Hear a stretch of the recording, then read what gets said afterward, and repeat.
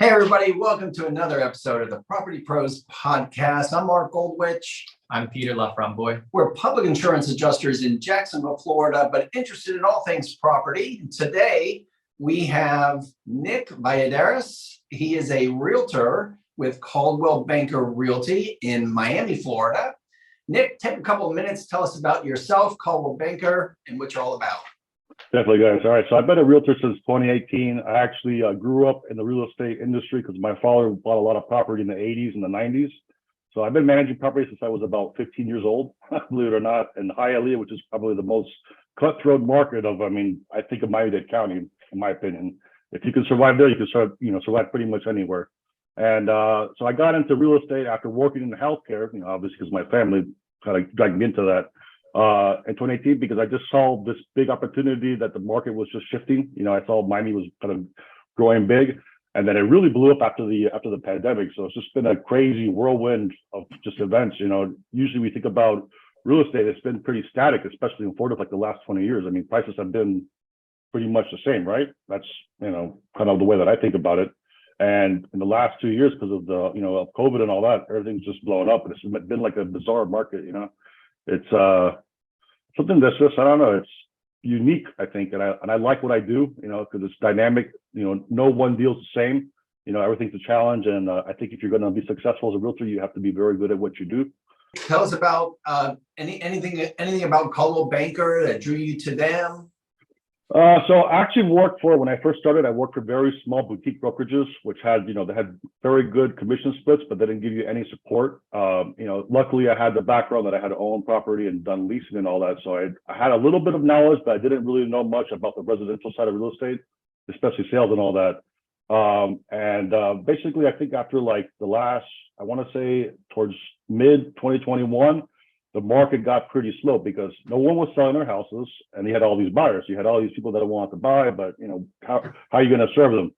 So they ended up actually reaching out to me, and I was kind of like, nah, I don't want to work for this, this big company. It's not who I am, and it's been like a career-changing type of thing because they've given me a lot of tools, and I think the brand recognition of being with Coldwell has been a really positive aspect as far as helping me advance my career. I started off doing pretty much like 98% rentals, and now all I do are sales. That's pretty much. I'm on the listing side, which is probably the harder side of the market to be on right now. But I like a challenge. If it's not challenging, I don't want to do it. If it's easy, forget about it. I'm bored of it really quickly. So Interesting. Tell us about it. You had, obviously during the pandemic, everybody wanted to come to Florida because the other states were more locked down. So South Florida, a big demand. Talk to us a little bit about that. It was insane. So I was actually advertising through Zillow, and I kind of got frustrated because I was answering all these calls from people asking, "Hey, is the property available?" Half the time the other agents don't even answer the phone. They don't respond to your text. They don't pretty much no courtesy. It's like a week later, oh, it's under contract. So I had to figure out a way on how to really just, I guess, outsmart all my competitors, and just kind of just be super aggressive. But that's what I was telling you at that point where I was with the small brokerage. I moved to Coldwell Banker, and I think that just given me a bigger push and a bigger recognition, because people say, "Hey, he's with Coldwell Banker. He must be a good realtor." Before I was with a small company, they're like, "Hey, what company is this?" I wouldn't get any listings. I wouldn't get the time of day, But I did get a lot of referral business from people from the past. They saw how hard I worked and kind of the job that I did. But yeah, so we were talking about about being with Coldwell Banker. I think it's a great company. I wish I'd have done it sooner. That's probably my biggest regret. I think I would have learned a lot more quicker and got more exposure. But I guess things work out a certain way, right? You have to go through life, go through the trials and tribulations. But yeah, man, it was absolutely insane because there's no inventory at the time. No one wants to sell their houses, and everyone that says, "Oh, I want to buy a house at 3% interest rates," and no one wants to cave. That's where rentals went to the roof, because everyone coming here from California and New York, they're like, "Whoa, what's this price? I'll pay $1,000 above asking price." And if you try to get locals to pay that, they're like, "I don't want to pay that. I want to get a deal." I said, "You're not going to get a deal. You're going to pay that. Pretty much make your offer so aggressive that they will accept it." And I kind of alienated a lot of clients because they thought that I was just being, I was being hard nosed. I said, "No." I said, "This is the only way that you can win in this market is if you act like this and you compete like this. You compete against people that they pay, double this amount of rent. I think the last two rentals that I've done in the last month and a half have been $15,000 a month. I mean, that's just, you think about that, that's. What size of property is a 50? All right, so if we start with the most recent one, it was a 4-bedroom, 4.5-bath condo on Edgewater, which is like a Gran Paraíso. That one was like maybe 1,800 square feet. And the one before that I listed for rent, it was at Elise, which is right on, it's a run of water, like bayfront properties, only 2 units per floor. And that one was 2,700 square feet. So it was a 3-bedroom, 4.5 bathroom. I mean, absolutely humongous unit that has, you know, it has panoramic, I guess, windows throughout the whole unit.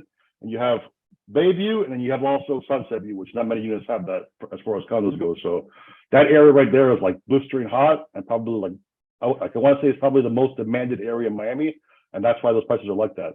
2.5 years ago, those units would have been like $8,000 a month. You know, again, it's a very, very high end unit, but before that, man, I think anything under like $5,000 a month, it's, you know, it's a crapshoot. That's very, very difficult. Just to, you know, it's just Miami in general. It's just very, very expensive down here, and that all happened because of all the prices going up. You know, prices went up, the rates went up. So people are like, oh, how do I, you know, this condo that I just bought for investment purposes, how do I pass up the cost to the renter? And that's why you've seen what's been going on over here. So if you put something that's, you know, I guess pre-pandemic prices, it's either A, you know the owner, B, you hit the lotto. You know, that's like the only way that you're ever going to get those prices. But they've been coming down a little bit more. I think people have been a little bit more reasonable.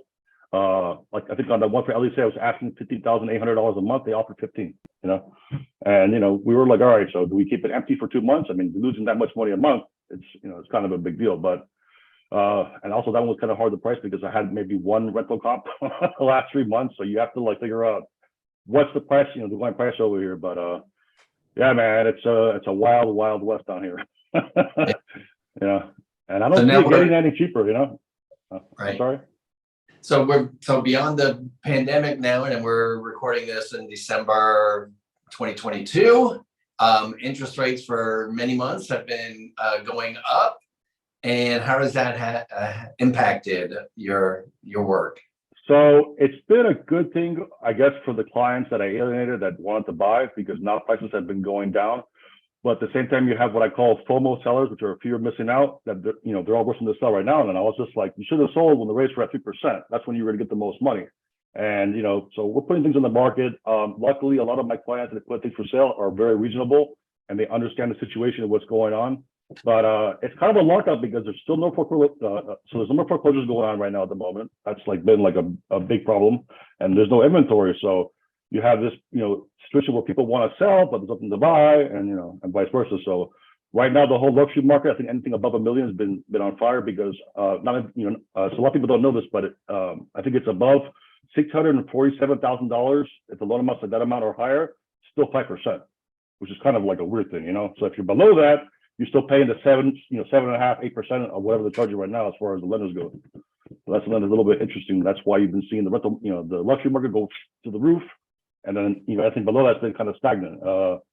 Is there going to be a crash? I don't think so. You know, just because of South Florida, you know, it's you know, the land of the free down here, right? What happened during the pandemic in New York? You know, I mean, it was just absolute lockdown misery. I mean, people hated that. You know, you can't lock people up in, especially like in condos and all. You can't lock them up in their apartments. You know, it's like being in prison, I would imagine. You know. That's interesting. I mean, one of the topics you wanted to talk about before we got on this was foreclosures, and you just said that you don't think there's going to be a crash. Is there a rise in foreclosures or no? There's all right. So I want to say a lot of people are in default. I actually have one client that I sold the house to in October. She hasn't paid a mortgage payment until today. And the reason why that's happening, what I believe, is that the banks are trying to stave off a crisis, because what happens if you have a flood of inventory in the market of houses and no one's buying because the rates are high? You're going to have a market crash for sure. That's, you know, it's going to be a repeat of what happened in 2007, 2008. So that's what I think has been happening. It hasn't been talked about publicly, but I'm just telling you, just from one person that I know, that if you bought a house like at the peak of the market and you haven't paid a single mortgage payment because you're giving out forbearances and all that, I mean, where are we going to go? And that's where we've been at right now. It's been like the prices haven't gone down that much because there's still not a lot of inventory. If we had like a 3x times of what we have right now, I think we might see a little bit of a shift. But the rates are kind of high, and they're not going to be coming down anytime soon, from what I've read and been, I guess, following the whole Fed meetings and all that. But I guess inflation went down a little bit today, right? That's what I saw. The CPI went down to like 7.1%, just still freaking high, But I mean, yeah, definitely compared to what we've been paying for sure. So what was that? Somebody just bought it 2 months ago and has not made a payment? No, it was in October of last year. And not one payment. Not a single payment. Forbearances, and pretty much the way that I've understood that they're doing this is that they push these payments with pretty much the whole. It's kind of double dipping, right? Where they're going to pay their principal and interest double dipped at the end of the loan whenever they sell the house. So like that amount that they haven't paid in the last year will be added onto the loan as like I'm not sure if it's a modification or what it is, but I had one client, I sold their house, it was a townhouse, and he was surprised. He goes, what's this extra $30,000? Yeah, like it was your forbearance. They pretty much just tacked it on the back end. So when you went to go sell it, they're like, oh, surprise, you just lost, $30K. And that's how they've kind of been doing it. So, which is kind of, it's just an accounting trick, at the end of the day. I mean, you're really not doing anything that's useful. You're just creating more debt for people that bought homes. Wow. Yeah. People are not aware about this, Was that, I mean, that situation doesn't sound like it's normal, or was it just okay, so it's just a life event that maybe caused this person? I think, I think her employment wasn't really affected. I think they were just giving out forbearances like candy, and that's what's been happening, and that hasn't been really talked about. But I mean, you really haven't seen a rise in foreclosures. I mean, it's not like how it was, like I said, 2007, 2008, where it was like left and right, and it's kind of being brushed under the rug. And that's why I don't think we're going to have a crash, because the banks are staving it off. So if you have the bank who's a lender in all this, and they're not allowing this to happen, which it should happen, unfortunately, but it's just free market, right? But you're not really creating a free market. You're creating what's the word for it? It's a false market. It's not. Right. So can they do that? Can they do that indefinitely, or at some point there's got to be a correction, right? Yeah, I think at some point there has to be a correction. The question is, when is it going to start? And if prices keep going up, if there's no inventory, I think at one point there's going to be an uproar. I mean, I just had my rent raised by like $1,100 a month, at my house, $1,100 a month. I'm not even kidding you. Yeah. And I told my landlord, I said, I'm a realtor, right? You're talking to the wrong person. I'm like, I'll call your bluff. I'll move out. But at the same time, it's like if you've been living somewhere for a while, you'll kind of, you will eat it. I mean, things have gone up. The prices have gone up for sure. If you go to the grocery store, I mean, I think our bill has gone up, like, so I have 2 kids, maybe like double from 2 years ago. I mean, everything's just gone up. It's gotten very expensive. So I think everyone trying to catch on to that. Hey, if you raise the rent, or I think certain people know if they can squeeze money out of someone, they're going to do it, but eventually people are going to fight back, and they're going to either downsize. I have people that live here in Miami that I moved them up to Broward. I moved them to Hollywood, Davie area, even looking at West Palm Beach. I mean, that's an hour and a half drive for me every day to show property over there. But I'm a hustler, man. I'll go wherever. It's not running down here. Let's go up. Let's go to Broward, go to the Keys. Let's go somewhere. Wow. Right. Wow. Yeah. That's amazing. Yeah. Very interesting. Before we started, we talked a little bit about blockchain technology and NFTs in real estate related, and there's going to be a lot of people watching this who will think that's interesting, but they're not going to have a clue. All right, can you break it down for folks who aren't that familiar with this new language?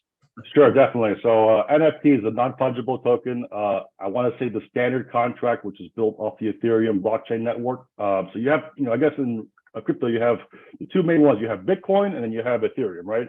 Everything else is built pretty much off of Ethereum, with a few small ones like Dogecoin and all that. But so the way that it works is that on the blockchain, once you, I guess, issue a contract, which is what they're called NFTs, it pretty much represents a digital asset, within a collection, for example. So I think the one that came out that was big was the Bored Ape Yacht Club one that they were selling for like $180,000. It's some ridiculous amount of money.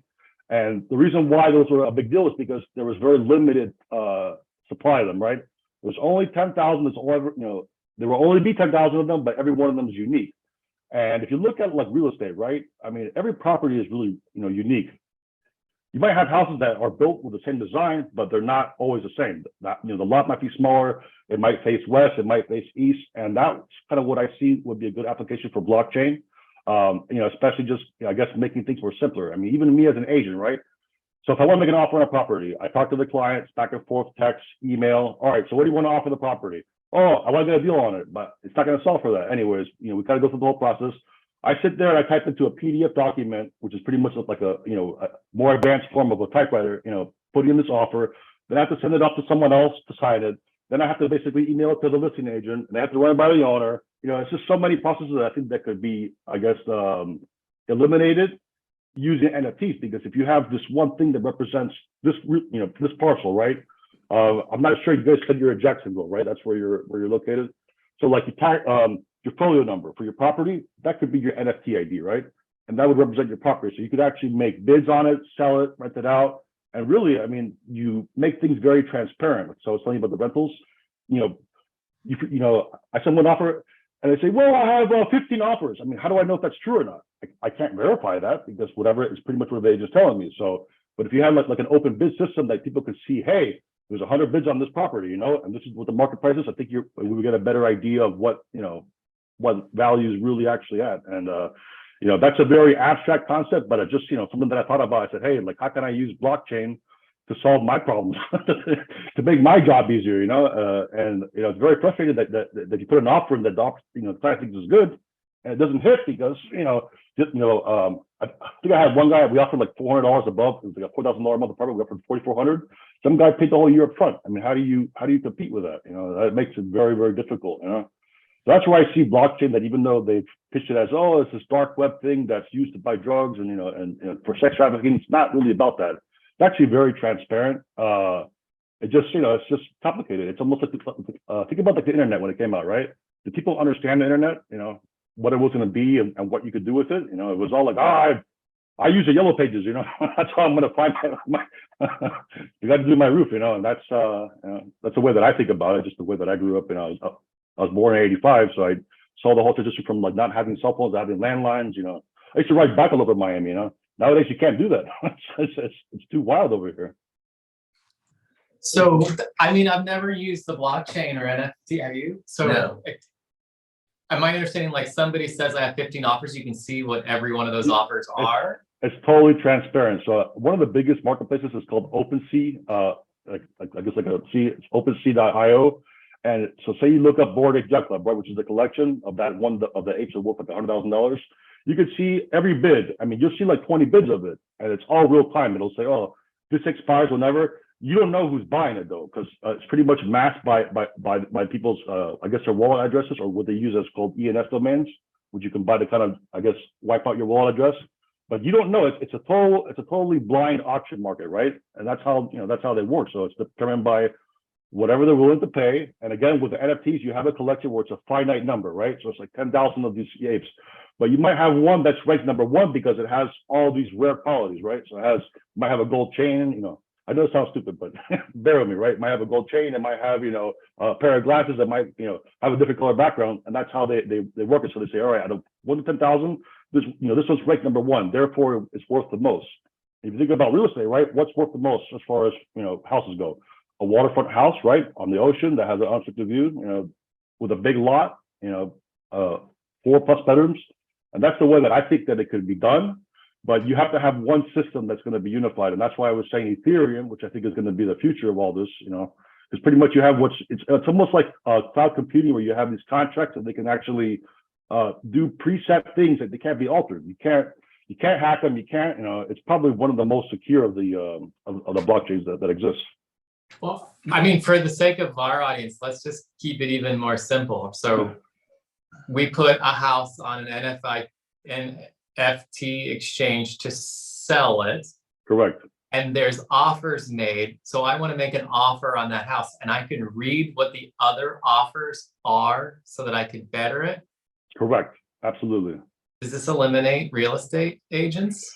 I don't think it's going to eliminate real estate agents per se. I think real estate agents will have to adapt to this, and they're going to have to learn how this works, because you're still going to have a need for agents. Because say you have a buyer that's in, I don't know, like Montana, right? I actually had one guy that hit me up, but he was from from North Dakota, but he doesn't know money market. So like, how are you going to know where to buy a property? How do you know you're not buying a property in a not so great area? You know, even though the whole all money is becoming very gentrified, but He's you know, still a buy and a sell side agent to help you read through those offers and figure out what you could. Now, the seller of said property who's hosting the NFT, couldn't you call them and say, what's most important? And you say, I can't tell you. I mean, that game's still going to happen, right? they could try. Okay, so like, so all right, so that's a good point. So they could try, but at the same time, it's so mass. So like right now, as a realtor, I can find out someone's information very easily, right? I can look up on the government tax website, find out what their mailing address is, find out what their name is, go on Facebook, again, like go like FTI level type of stuff. They could try it, but I don't think a lot of people know how to do that, and it's not a very good success rate. So people that offer properties like in bulk, they say, all right, I'm going to offer 100 properties the same price. They're not really getting through to people and all that. They can't contact them directly. There's no way to, I guess, send like a DM and all that, because it's all mass. So it's all like layered out. So you can't really have that happen.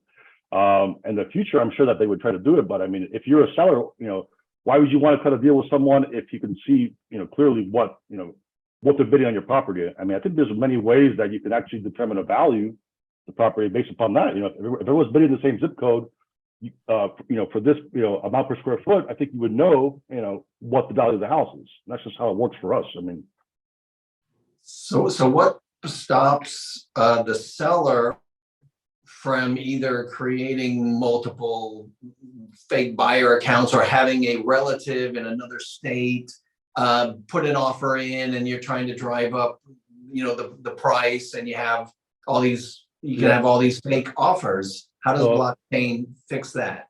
correct. So that particular website does not. And one of the issues with OpenSea is that it'll allow people to put offers on multiple properties, right, without having the funds in place. So you would have to have a totally unique native marketplace that's just for real estate. And then, it has to be like done according to the way things work right now. It has to work like, all right, do you have enough money to make this offer? And right now, OpenSea doesn't allow that. And that's one of the caveats with that type of website, that it could be solved. It just can't be solved with the current things in place right now. And OpenSea definitely, I mean, for my project that I'm trying to put together, I definitely wouldn't use OpenSea. I mean, it's gonna get manipulated, gonna get copycatted. That's why I like Ethereum, because it's sort of expensive to do things like that, because it costs you money to put in bids and all that, or to what do you call it? One of your contracts for sale. It costs you money to do that. So it's like there's sort of things in place that would deter that. If people try to do it, yeah, but at the end of the day, like, how would it work in theory, right? If you bought the thing, then basically that money would go to like an escrow account. Then I would draw up a contract. That's the way that I would think about it working. Are we there yet? Technologically, no. I mean, we're talking about reforming the whole real estate, brokerage industry. I mean, that's not going to happen overnight. But I think if you build something in parallel that shows, hey, like, this is just as good as the system that exists. I built it based upon the way that it works right now. Why wouldn't you use it? Why not make my life easier? So all right, is the house built before 1978? Did it include a lead paint disclosure? I don't want to do that. That's just like it. That to me is just busy work. I'm trying to avoid doing that whatsoever. That is interesting. Yeah. I mean, how did the MLS work before there was internet? That's a great question. That's exactly how it worked. In fact, the MLS regions were, I guess, were determined by how far you could ride a horse to. That's how that's kind of how it used to work. But the MLS is actually decentralized. It's considered a decentralized blockchain, which to me is BS. I have to pay $1,000 every year to be a part of. I think it's the South region, which is Miami-Dade County, Broward, and Palm Beach. And like, I think I thought there's 8 different MLSs. So if you wanted to be a member of all of them, it would cost you like $10,000 a year, which is which is ridiculous. And then at the end of the day, who's inputting this information? It's us as the agents. I'm the realtor. So I'm putting this stuff in. I'm updating the information. It's just like, why am I doing this and paying you guys money? Like, that's just the way that I see about it. But for sure, if I went public with this right now, I would get shut down. They'd be like, "Sir, you're not doing this." Oh, do you want us to cut this part of the podcast out? No. I mean, look, everything I say here, you can put it on there. I have no problem with it, and I just think that it would be a better use of things, and just that no one has really figured out a way. How do you tie in crypto and NFTs that are imaginary to something that's actually real in real life? I mean, I mean, think about a block of real estate. I mean, it's, a collection of houses on one block. I mean, we all have internet, right? Could we all not, in theory, connect to each other and, one validate, say, hey, yeah, that house is for sale. Like, that way, it's not fraud. I mean, I actually had one agent who called me the other day that he goes, hey, Nick, do you have a buyer for this off-market property? I said, why is it off-market? Apparently, it was some scammer who went and put a for sale sign. This is where I can't make this up. He put a for sale sign. I mean, he almost baited this guy in. I was like, dude, that's a scammer, man.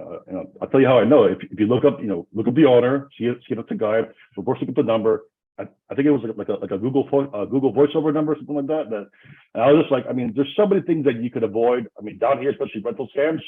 I mean, that's been like one of the biggest things. And like, if you're an unsuspecting buyer, right? Like, oh, I don't want to use a realtor, even though it's free to use a realtor. If you're the buyer or you're the renter, why not go that route? Like, why not be safer? Why not make it more transparent?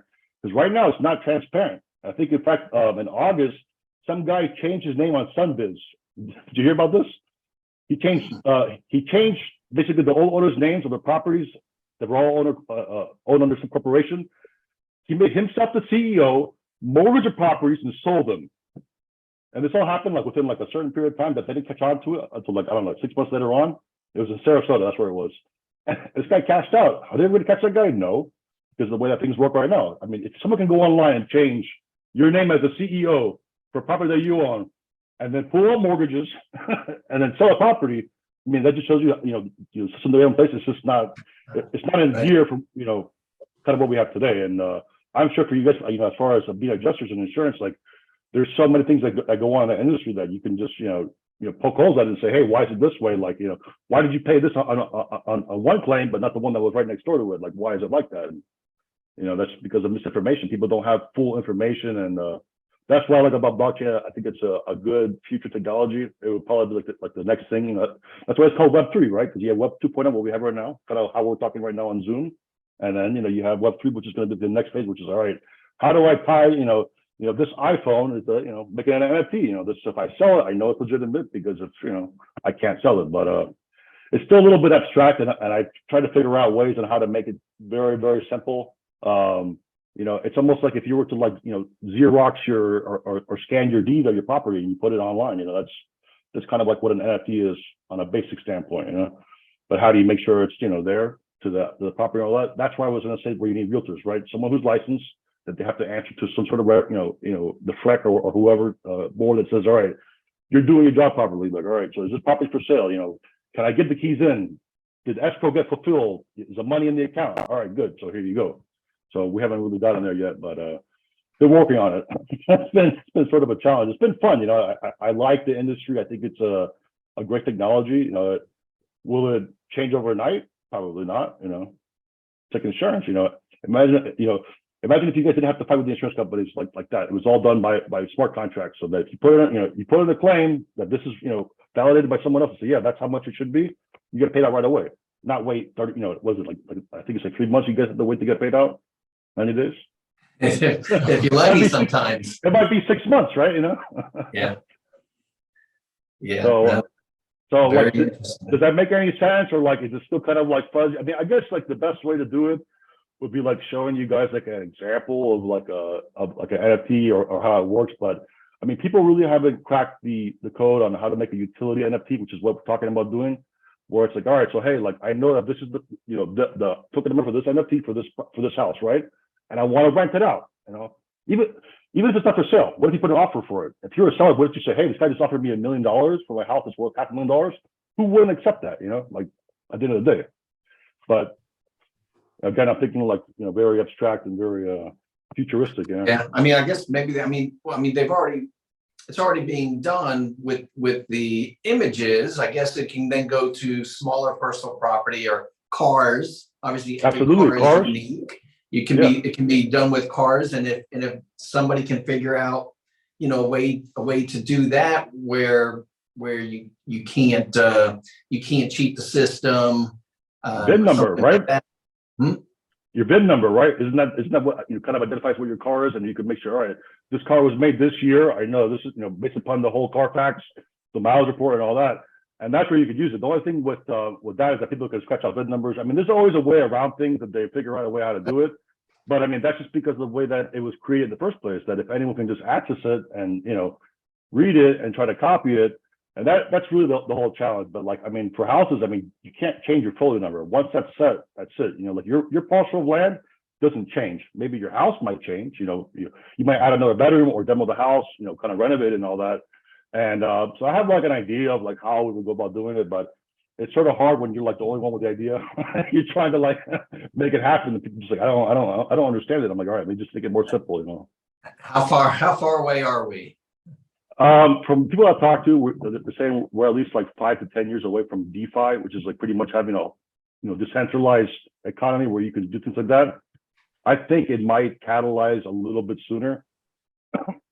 I'm being hopeful about it because I hate typing up offers. To me, it's just like a antiquated way. I mean, it should just be done pretty simply. Like, all right, hey Nick, what's your opinion?